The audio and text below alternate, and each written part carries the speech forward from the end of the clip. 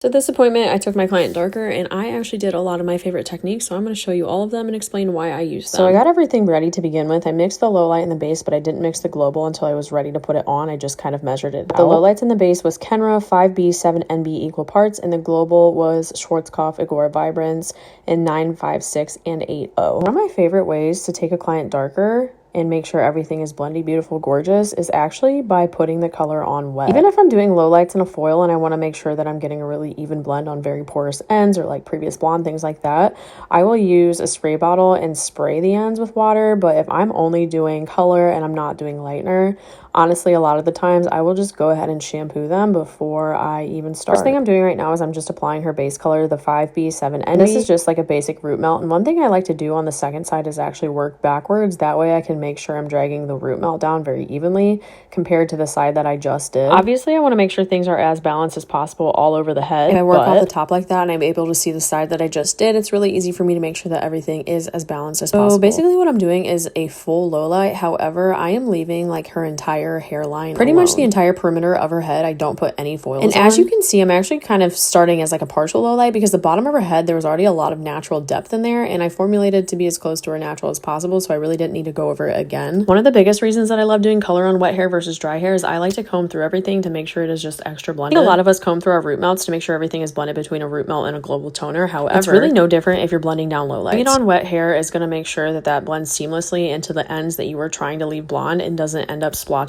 or anything like that. And if you pay attention here, this is one of my favorite techniques. I'm weaving where I want the highlights to be, and I'm actually only low lighting the dropouts. For some reason, low lighting hair took the longest time to make sense to me, and a really easy way that I like to simplify that is by basically taking out the parts that I want to keep blonde and then making the rest of it dark. This technique is really good to use on dry hair as well. Like if you're only doing a low light, weave out what you would highlight and then low light the rest. I always understood how much blonde I wanted to put in somebody's hair to make them blonder, but for some reason doing the opposite really threw me off. So this is like a meet in the middle compromise for it to make more sense to me, and I'm actually doing it again here. And the reason that I'd like to do it this way is it's really easy for me to put depth back in the hair to make it look natural rather than just following a basic low lighting placement. What I mean by that is the end result mimics more of a natural base that was highlighted rather than a highlighted base that had low lights put back into it, if that makes sense. However, if you are doing low lights a certain way and it's working for you, keep doing what you're doing. And I will say on the very part line, I did leave it alone and not put any low lights in it. However, I did drag the root down pretty low, and you'll see that here in just a second. And I combed it through as always. So really not much of a foil pull here considering we just did low lights. And after all the processing was done, honestly, her blonde ends were pretty much dry anyway. Doing a root and tone is honestly one of my favorite parts of the service. I find it really satisfying to squeeze the toner out. But you can already see how blendy, beautiful, and gorgeous it was. I used to go product over